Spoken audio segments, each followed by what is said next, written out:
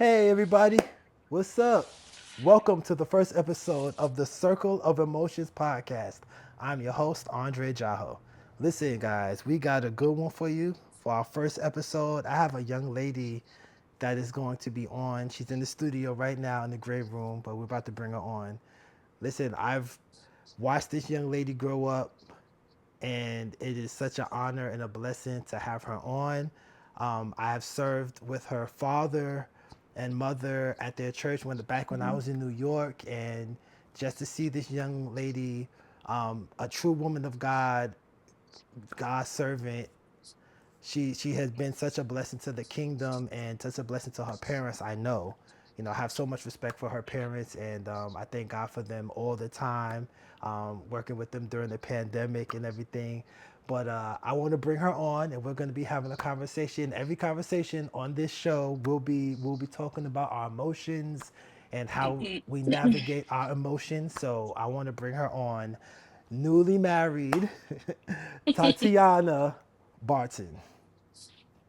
How are you, Tatiana? Hey, I am so excited to be here. Thank you for the invitation to come on today. Yes, no problem. No problem. Thank you for agreeing to come on. Thank you for accepting. I really Yes. Mm. appreciate you.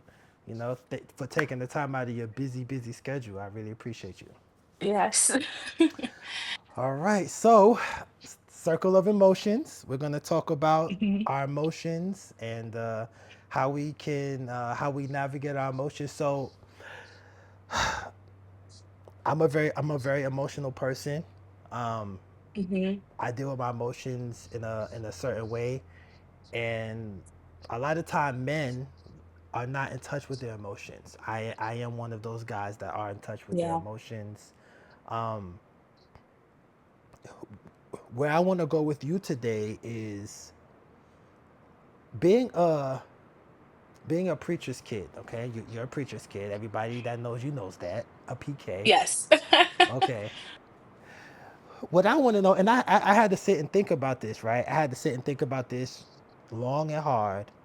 And I know some preach. I know I have a lot of friends that are preachers' kids, and I know stories that they've told. And then we have the typical things that happen where your parents are pastors and they neglect the family to and the Mhm. church is like number one. But we do know that your family is your first ministry. When it comes to a Absolutely. man, a man Mhm. husband, that is their first ministry. But growing up, especially how they portrayed it on TV, and then how we have Mhm. actually seen it in actual life, sometimes parents, especially the father that is the pastor, can put the church above his family. How did you grow up um, as being a preacher's kid, and if any, Mhm. did you have any issues where maybe feeling like, okay, this is too much, or I feel like my parents are not giving us enough attention, or just give us some insight on how you navigated being a preacher's kid from maybe the start. I know you were born, I'm sure you were Mhm. born into ministry. Right. Right. So which can be a little different when you're born into it versus if you grew up and it was never there, and then all of a sudden it just hit you and you're like, oh my Yeah. gosh, Mhm. what the heck is happening? But yeah, just share with us a little bit on how you've navigated that through the years. So yeah, my grandfather was a bishop, and you know, I always grew up in church. My parents were always active in church. Like my mom was the praise and worship leader, youth leader. My dad was elder, youth leader. They were always active in church. So it was not odd for the transition into pastoring. But however, um, it's hard on a child, sometimes when you feel like you're on a spotlight all the time, you know, and you can't the level of grace for you is not the same, you know?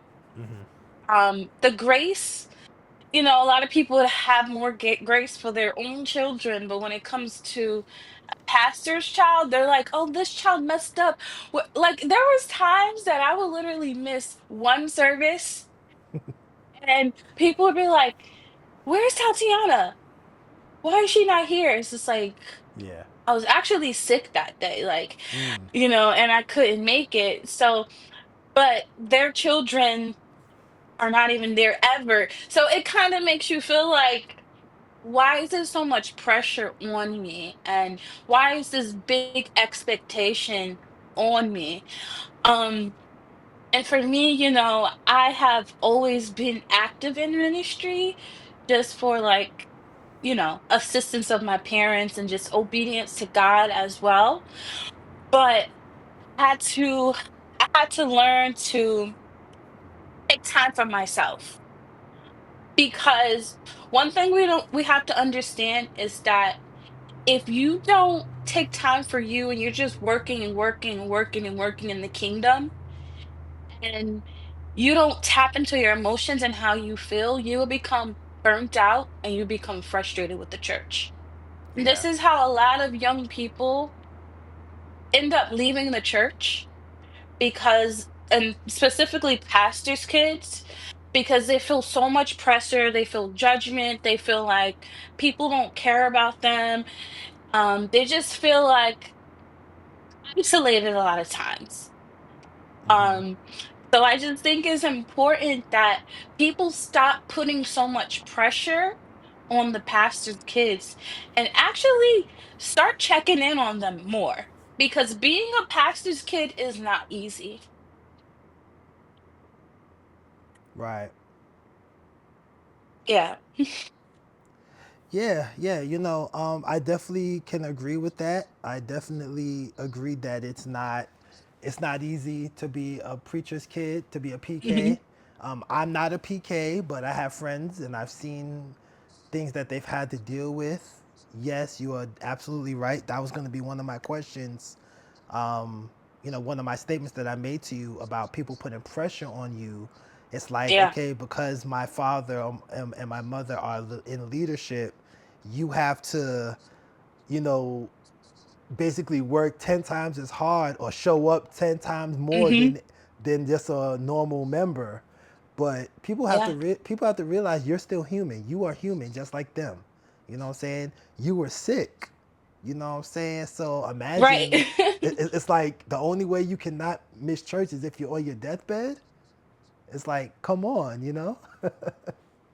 It's so much pressure, and it's like you have to understand, like, if a pastor's kid is still a kid, you get what I'm saying? They have to live as a kid and Right. experience their mistakes, Hmm. experience life, and experience having fun. Their life shouldn't be all consumed with ministry and all that stuff, and they not have a teenage life. Right. So I think it's important to allow PKs to live. Allow them to live their lives. Hmm. Allow them to have fun. Allow them to learn from their mistakes. Allow them, because, first of all, God is the only person that should be judging anybody. That's Say the that. first and foremost. Say that Like, again. Hmm. God is the person, the only one that can judge anybody. So, you pointing the fingers, oh my gosh, the pastor's kid is doing this, the pastor's kid is doing that. First of all, that's gossip, Yep. and you need to stop.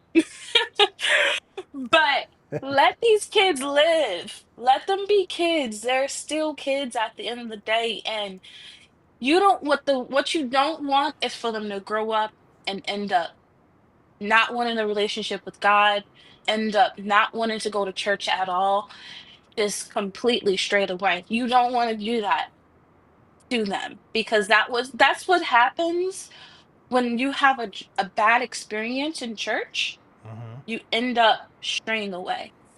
Yeah. Yeah, exactly. Now I want to talk to you about that now. I'm glad that you said that because that's all in my notes here about having bad experiences in church. Um, Hmm. okay, and this is something I've learned. So I grew up in church just like you. Grew up in the church. I actually love going to church. Actually, especially as a child. So my father is the one that took me to church. My mother didn't go to church, but my father took me. And I was so into going to church that if I didn't clean my room, like my mother said, clean your room. and I didn't clean my room. One time she said, "You're Mhm. not going to church." That was gonna be my punishment. That was your punishment. Yeah, so it was like, I just think about that now. So, but what I want to say about bad experiences is this, and this is something that I've learned, especially being in the workforce. When you go to work, it's like you go to work, and I've learned anywhere you go, you're gonna have people that are gonna test you. You're gonna have Yeah. people that are gonna be Yeah. jerks. You're gonna have people that are going to not be nice to you. They're gonna act. Hmm. They're gonna act real crazy. They're gonna try to really test your patience. You know what I'm saying? Yeah. And it happens, especially at work. I got every job I've ever worked at. It's been somebody. It's been somebody that's like, this person is getting on my last nerve. But guess what? I didn't stop going to work. So it's like, why is it with church? We have a problem at church, and then we Ah, say, I'm not going to church no more. that's Like, so true. It's so crazy that you bring that up because I was talking to my husband about that. mm-hmm, It's like people say, "Oh, I'm not negating church hurt, because it happens, right?" yeah, But when people say church hurt and they're like, I left the church because the church hurt, and I don't negate that that happens. But like you said, people have bad relationships and they still stay there, or people have, bad experiences at work and they still stay there. And why is it so much? So why are we so quick to say, okay, I'm gonna leave the church because this happened? Because if you're going to church for people, that's another problem. yeah. We shouldn't be going to church for people. Say We that should be again. going to church to see God. Because if your mind is focused on, I'm going to church because my sister brought me, I'm going to church because my cousin told me to come, you're going to be so easy to leave. But if you're going to meet God and see God and experience God, that's a whole nother thing. Because to learn myself when I began my own relationship with God, the Bible says, let nothing separate you from the love of God. Not people, not your feelings, not your emotions, because there's going to be times when you feel like you want to leave. When you feel like you don't want to do something, you feel like you don't want to go to church today, you don't want to serve God today, you don't want to praise today, you Mm-hmm. just want to sit down and just do absolutely nothing. Your feelings can lead you in the wrong direction sometimes. Yeah. We can't be led by our feelings Mm-hmm. because sometimes our feelings can cause us to go down a bad road. Yeah, for sure. For sure, you are absolutely right. I agree 1,000% with what you just said. I'm glad you said that. We're gonna have to clip that and make that a separate little clip for social media, because you know what I'm saying. Yeah, church hurt is like, church hurt used to be a thing, but to me it's an excuse, Yeah, because sometimes it could be excuse. Hmm. oh yeah, yeah, yeah. Because with when you say church hurt, there's work hurt, but we still go to work. You know what I'm saying? And with church hurt, this is how I feel about people that say church hurt now. This is how I feel now. Okay, I feel like church is the only place where it's like sometimes you have to be held accountable, Hmm. and people don't want to be held accountable, so they'll just use that as an excuse. Well, okay, Mother Sally said that my dress was too short, so I'm not going back to that church. You know I what will I'm tell you saying? this. Yeah, yeah. I had an experience that literally made me cry in church. Mm-hmm. This woman, and this was back when I was, on my health journey, but this woman walked up to me and she was like, "Whoa, did you gain weight?" She's like, "Is your stomach is coming out more." I was just like, oh my gosh. Imagine someone already going through, insecurities about something, and then you go to church and somebody points that out. It's like, what? And I do realize that there's a difference between people who have been in the faith longer than people who are just coming into the faith. Right. When you're just coming into the faith, you want to be careful. You want to be careful of you treat people, because that's your first impression, but Yeah. of how to love people and how to be around people. But um when that happened to me, I was like, I felt very hurt. Like I cried. And I couldn't allow that situation and someone insulting me to cause me to leave the church, because I love God. I'm not gonna allow what someone said to me to make me, leave God. Amen. Amen. And I'm sorry you had to go through that.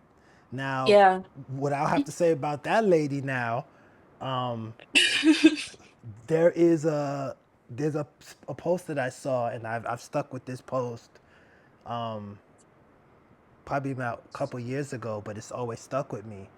And a pastor said he had a woman. There was a woman that kept complaining about certain things. That she would go to the Mm, pastor and complain about certain things that she saw during the service, or Sister Watermelon is shouting too hard, or Brother Brickhouse is beating those drums too loud, or whatever the case is, right?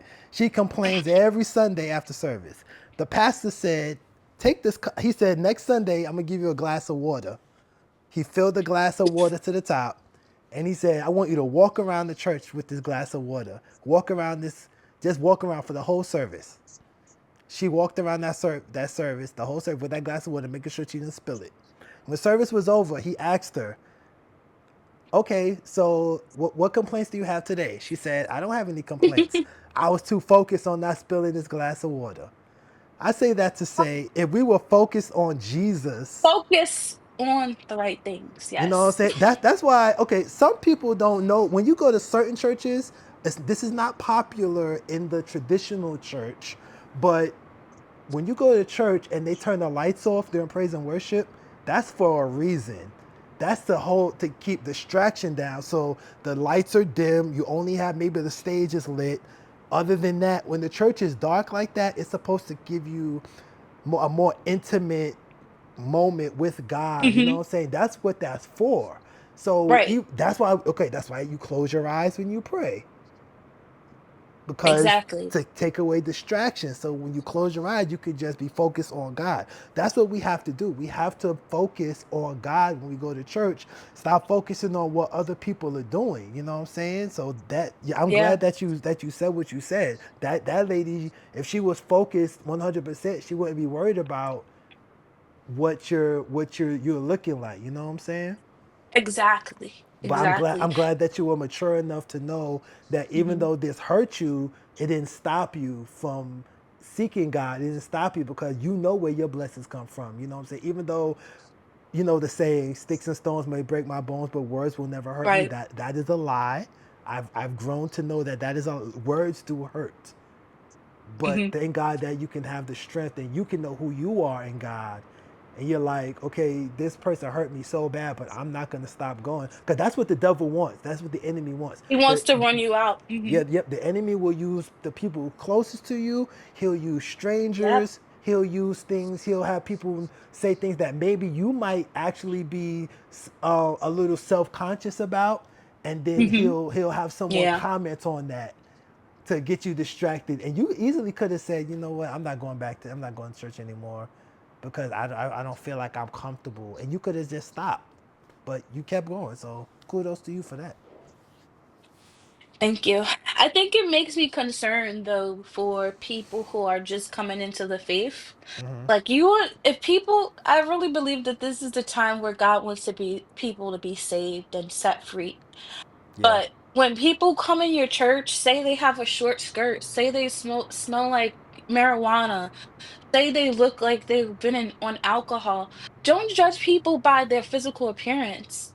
The yeah, fact that they're coming to meet God, God says he doesn't look at the outward appearance, but he looks at the heart. He looks at the willingness for people to want to seek God. So don't be that person to push someone out of their experience with God. We need to be careful not to judge people. We need to be careful not to push people away from God, because you can become guilty for that. God would be like, you push that person away from God. by your words, by your actions. So we want to be careful not to judge people and just love people to God. Love people to God. Yeah, you're absolutely right. You are absolutely right. They have to come as they are. You know what I'm saying? Maybe, Yes, you saying people that sometimes they'll say you look like you just came from the club. Well, they were. exactly. They probably were at the club last night, but now it's Sunday Exactly. and they decided to come to church. So as long as they're not, you know what I'm saying, if they're coming in the church with a short skirt on, just let them be. If they come in, let's say a Hmm. thong, a bra and panties, then you can say, okay, let's, you know what I'm saying, once you step to the side, let me get you something. You know what Yeah, I'm saying? give you some clothes. Yeah, yeah. Hmm. So that's why it's important too that churches should have that already prepared. You should have like maybe a place where you have people donate Right. used clothes. So if someone does come in that may be off the street, you may have a prostitute. There was a movie, I forgot this movie, but it's a Hmm. movie that one of these movies. This preacher had took over a church and a prostitute was running from the pimp and she ran into the church, but she was dressed like the prostitute. And obviously some people were looking at her, but the pastor said, "No, come as you are." And he gave her Right. clothes and everything and gave her a place to stay. You know what I'm saying? So it's like I feel like that's what the church should be doing. I know every Hmm. church can't house everybody, but at least have some clothes and maybe some food and resources. Exactly. That's what it's all about. Having resources to help people. Resources is so important. It's Yeah. so important.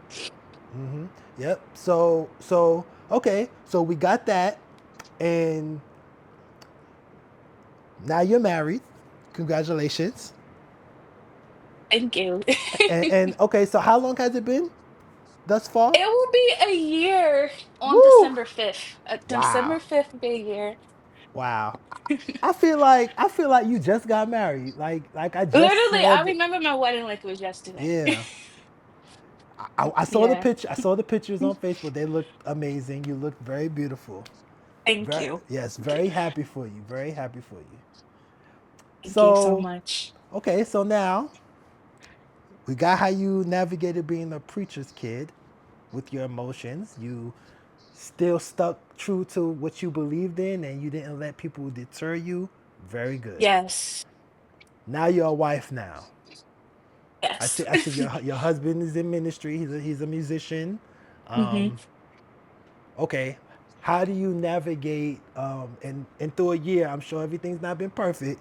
How do you navigate your emotions through being a music a minute so being a musician is being a minister for the people that for you guys that are watching at home. Musician, Hmm. being a musician in the church is a minister. So your husband being a minister in, how do you navigate that now? Is it natural since you were basically born into it? Is it natural? Is it what is it? Tell me about it. Let me just be honest and say that I had to change a lot of things about myself because, and being single, I was used to doing a lot of things myself, especially me being an oldest daughter.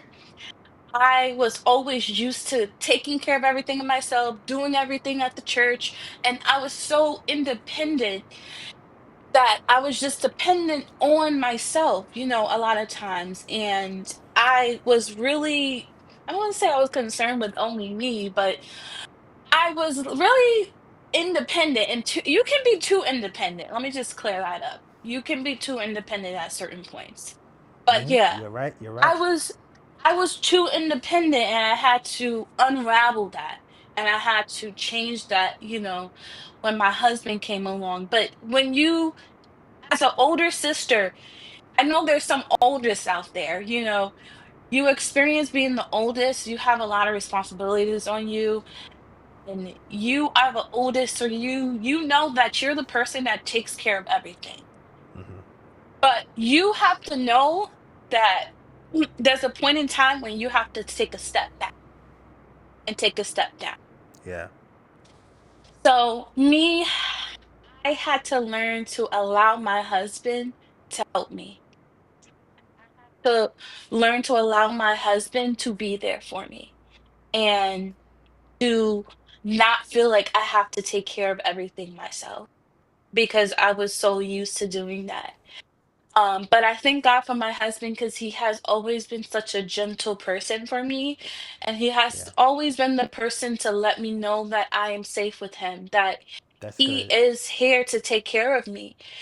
And so I thank God for him because don't make me tear up because No, no, he share, because share. he has literally been there for me from the very beginning, like even when even when we were just friends, you know, I was able to go to him and talk to him about certain situations that I was experienced in church. He would just give me encouragement and let me know, like, it's gonna be okay. Like, your parents are gonna be okay. Because me, I was very dedicated to my parents, you know, and connected so much to my parents. And I still am in a different way, but I was always the person to make sure that everything was good and set with them. But my husband had to let me know that God is covering your parents. God is covering them. God is going to make sure that they're okay. And I had to always have faith that God will do that. But my husband always been there for me, and he allowed me to share my emotions and share how I felt without me feeling like I was being ignored or that my feelings was just too much. He allowed me to feel, you know, and allow me to be a human being. Um, so yeah, that's how it's been my transition is allowing myself to just feel and just know that it's okay to not be okay. Yeah, that's good. That's real good. That's good that Hmm. you're very mature. You've always been mature. God has made you very mature. That's why you're able to navigate through ministry at a young age, and Hmm.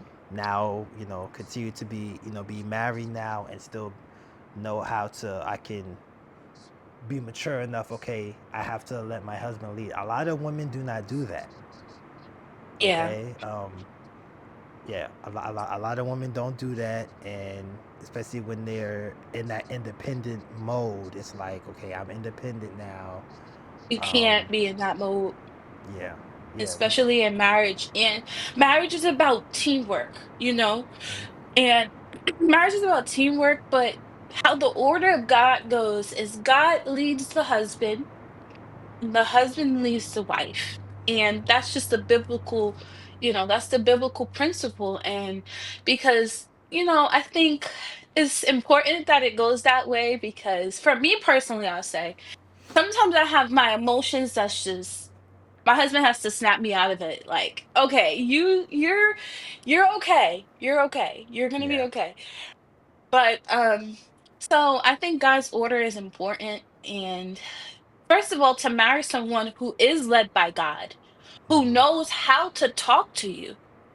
oh yeah, Because if my husband didn't know how to word certain things in the right way, I would not be able to accept, you know, what he's saying. But because he knows how to word certain things and knows how to talk to me, it makes things better. oh yeah, yeah, yes. A lot of times, what I've learned, with myself being married and just living Hmm. life and everything, I've learned that it's not about what you say; it's about Yes, how you say yes, it. yes, a How you hundred say percent. something makes so much of a difference. You know what I'm Yeah, saying? Like you know what I'm saying? I could say, um, your husband could say, "Make me a sandwich now," exactly. I'd or be he, like, what? or he could say, "Baby, could you make me a sandwich, please?" Or he could say, "Baby, I'm gonna make a sandwich. Do you want one?" That one right there. Exactly. Exactly.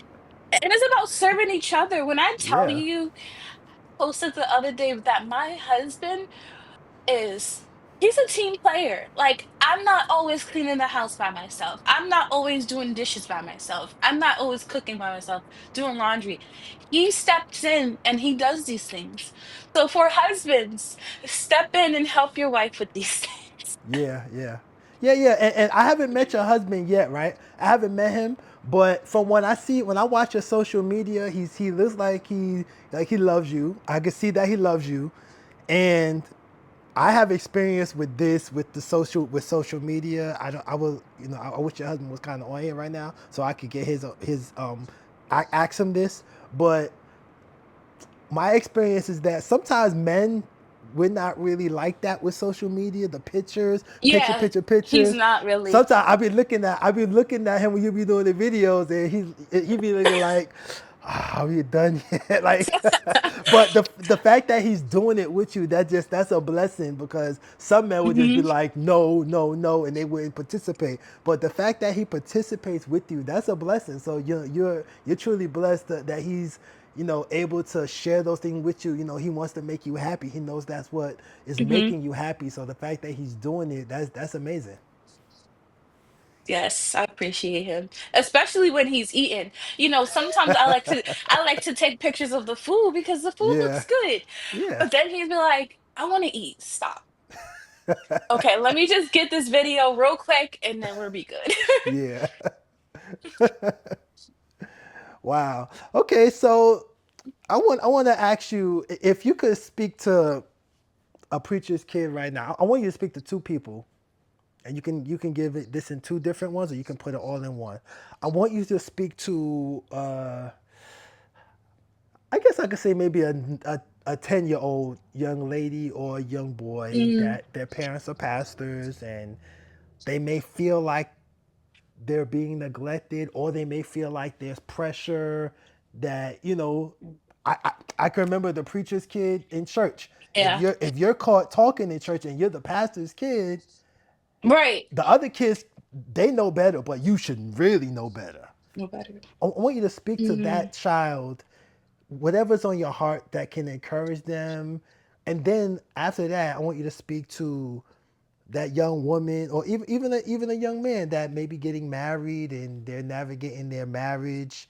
Just from what you've experienced thus far, how can you just give them some kind of insight on how they can keep their emotions in check to say that they're not going to make any rash decisions they're going to regret later, because we are emotional beings. I believe that we're all yeah. emotional beings as we are spiritual beings, but God did give us emotions. That's why we cry, that's why we get angry, that's why we're happy, that's why we're sad. So these are Hmm. not things that are bad, but it's how you use Yeah. it. So just give those two individuals some insight on how they can navigate their emotions. That's so good. So for the young person, since I've been young and I've been young in God, I I would definitely say the biggest thing is to try to get to know God for yourself. That's the first and foremost thing. Get to know God yourself because I know sometimes you might experience bad things in church and with people and you have bad experiences.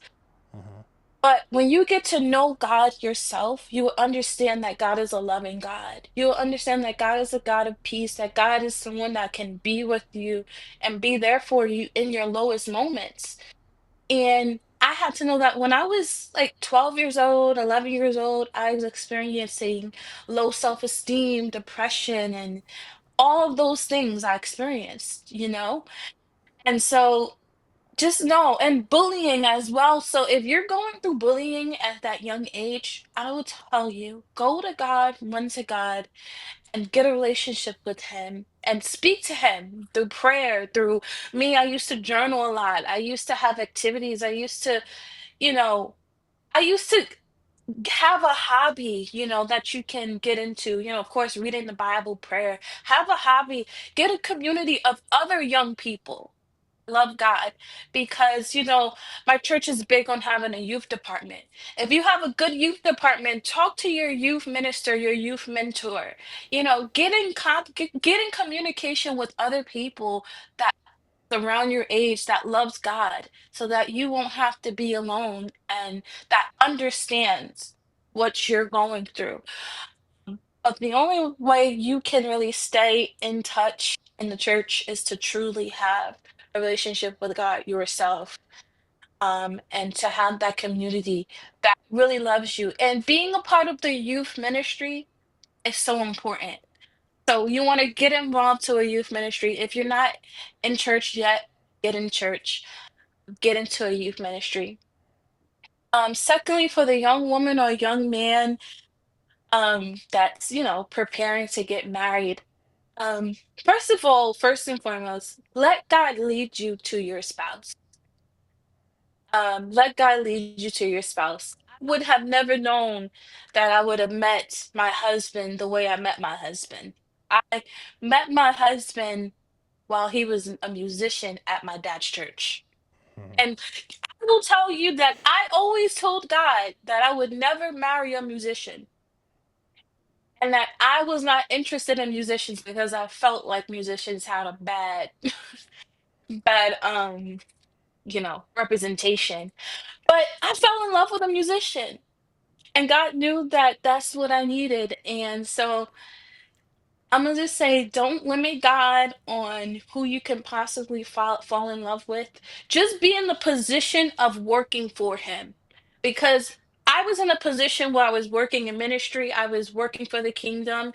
The Bible says, as you're single, you're focusing on the things of God, but as you're married, you're focusing on the things of your marriage and your spouse. So as you're single, work on yourself. Work on your work on your relationship with God, work in the kingdom of God, because your relationship with God helps you to be a better wife, helps you to be a better spouse. So I want to just say that. So let God lead you to that spouse. Let God put that spouse into your life. So many times we put ourselves, we try to, pick our own person and it doesn't work out. But once you allow God to put that person in your life, that's when things, work out better. So I'll just say, let God lead you. And also work on yourself when you're single. I'll say this because I was in college. I got my bachelor's degree. I was working, got my own experience in working, got my own vehicle, everything. I had a lot coming into my marriage.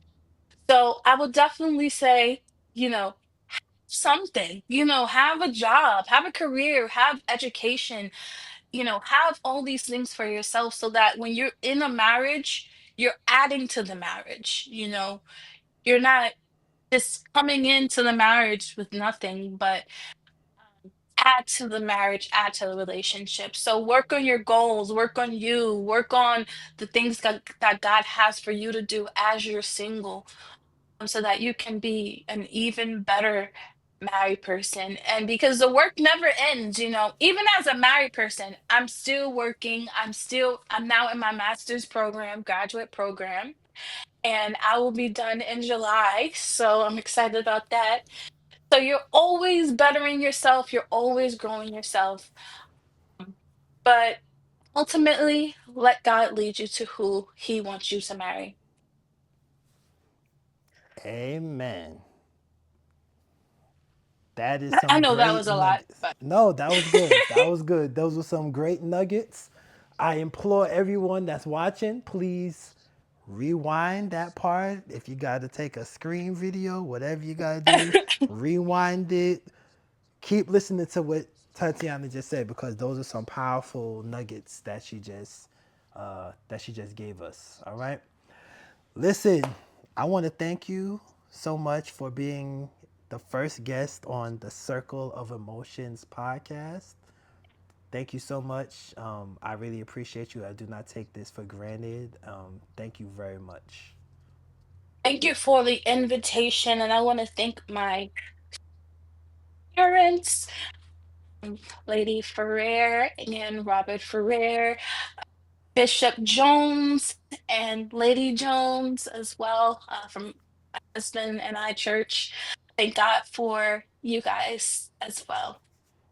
Hello, everybody. Thank And of course, ya. thank you for my husband. I love you so much. Yeah, you gotta thank him. You gotta thank him first. He's the best.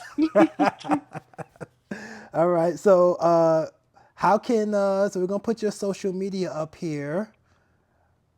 if they want to follow you. And if you want to, I mean, I wrote a book a while back. So if you want to go to get my book, Unmasking the Real Me, you can still purchase that book. I talk about some of my experiences of being a young Christian and growing up as a PK more in depth. So you can go get that book as well, Unmasking the Real Me, All right, yep, that will be on the screen while you're saying it right now. So, all right. Well, and my thank Instagram. yes. Follow her right on Instagram. All right, Tatiana.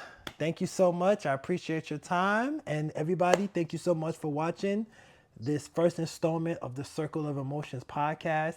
We will have a guest on. That's my plan, to have guests on each and every episode so we can have a deep conversation about our emotions.